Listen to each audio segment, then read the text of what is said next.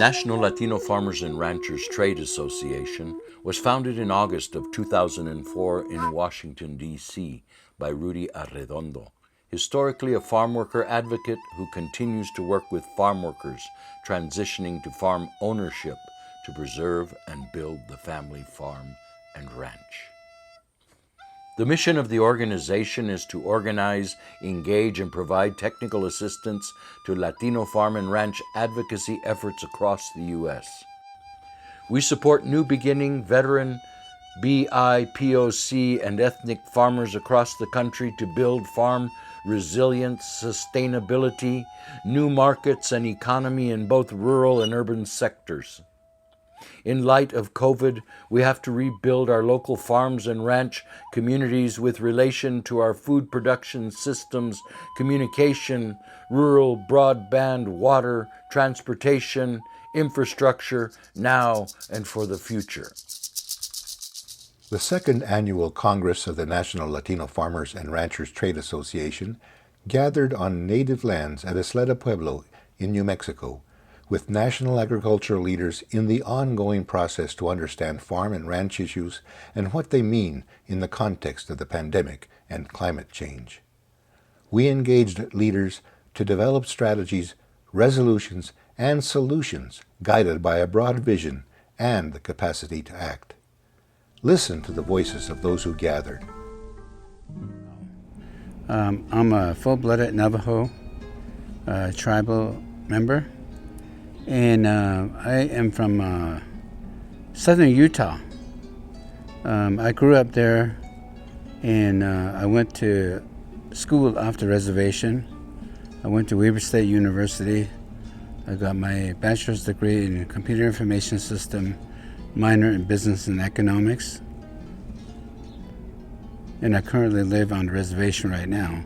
I am retired. I retired from the Navajo Nation in 2019, and I'm currently doing my own business, Yaltia Telecom LLC. We work in the voice video data offering 4G and 5G on tribal lands. The Navajo Mountain, which is the most remote, underserved community on the reservation, it's got a very rugged terrain. And no telco wants to move out there and offer connectivity and broadband to the remote community. It's very expensive, but nevertheless, we designed it, and we're hoping to get a grant to put the connectivity out there to the remote communities. Yes, it is important for Navajo communities that live in the remote area to have broadband connectivity, because there's children out there, young kids, and they're our future generation. And they need to have the education, and they need to be exposed to the global information society so they can be in tune with everyone else that do have connectivity. And if you don't have connectivity, you get left behind. I run two nonprofit organizations in San Luis. One is the Land Rights Council, which deals with our land grant issues and our access rights and the 40-year battle that we fought in the courts of Colorado to be able to gain our access rights. I also run another organization called the Moo Mountains Youth Project, and that organization works with middle and high school students of our school district, Centennial School District, and we do a lot of different positive programming for our youth, but in particularly some of the most important work that we're doing is partnering with farmers to be able to go back to our old traditions, and that is of raising fresh vegetables in our community. We had a pilot program this summer that employed about 17 youth, and we were able to grow thousands of pounds of fresh vegetables that we donated to the food bank, which I also run, and just to our families in general. It was really successful this planting season. It's a national organization that focuses on Latinos, farmers, and ranchers, and that's especially good for us to be able to be connected to an organization like that, because most of our farmers in Costilla County and southern Costilla County, where I live, are farmers who are growing alfalfa, of course, to feed their animals, and then they export it out. The other ones are the grazers who grow cattle, and now sheep is being reintroduced into our community. But farmers are not using their land to grow food to feed our community, and that presents a real issue because we are, according to the data, the most unhealthiest county in the state of Colorado. And when our youth found that out, they're very concerned about that, which of course contributes to the high percentage of diabetes that's in our community. And that wasn't the case when I was growing up in the 60s and 70s. But we have a real health issue, and that is attributed to the lack of, where we were once a breadbasket in El Valle de San Luis, we are now a food desert. And that really concerns me as a mother, as a grandma, as an educator, as a community activist that lives back in the community. It's very concerning to me because I see how it impacts the health of our young children, our students. And if our students aren't healthy, then we've got a real serious crisis in our community, and we're at that point. So we have more in common with each other than we thought, but more importantly, that the resources and the knowledge that is needed in these small rural communities specifically, it's already there. We don't have to reinvent the wheel. And it's really inspiring and, again, healing to know that there are so many other people doing the exact work in their own communities. The key now is how do we bring it all together so that it really does become a movement for food sustainability and, more importantly, for food sovereignty. And like I said earlier, I think one of the most radical things that we can do in this country today is to grow food and be able to feed our own communities. We're all drawing from that generational strength that we have, and that's so important. My name is Devon Peña.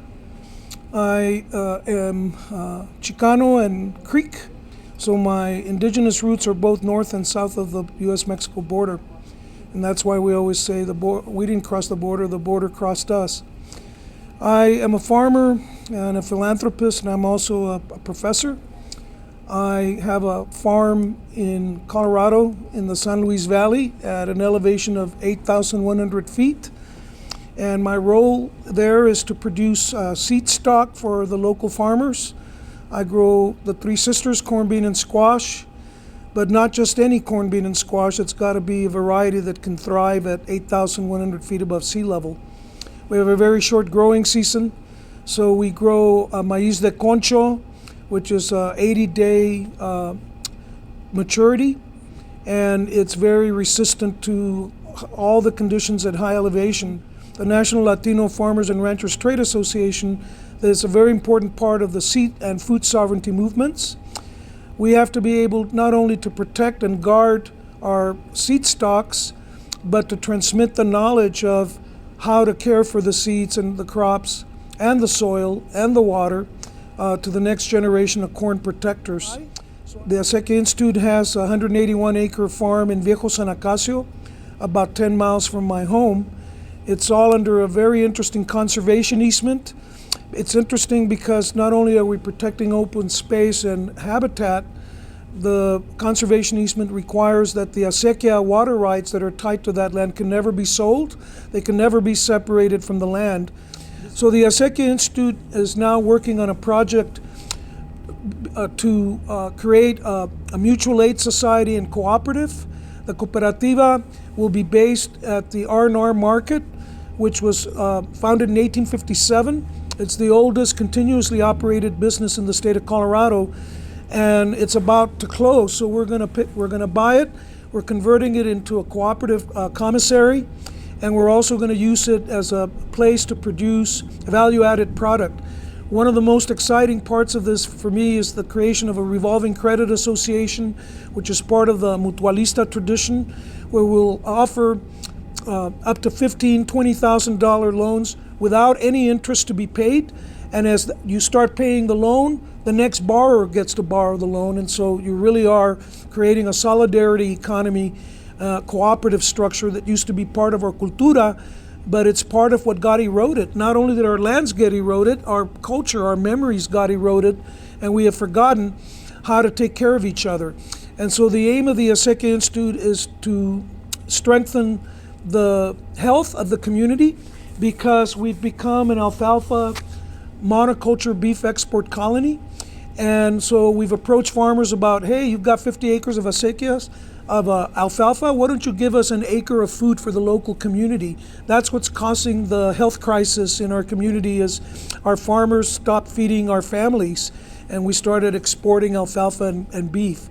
And so this has been a huge success. Our pilot project this year involved 6 different farms, with 7 different farmers, about 16 youth who are being trained in the methods of acequia farming, and are being taught the value and importance of cooperative labor, of mutual aid, and also the science of soil biodynamics, teaching students, the local youth, how to take care of the soil, because your food is only as nutritious as your soil is healthy.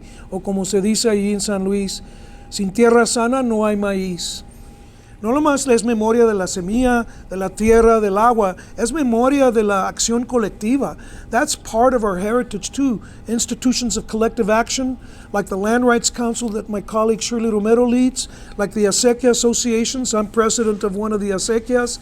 It all involves getting together with your neighbors and making decisions on the basis of consensus.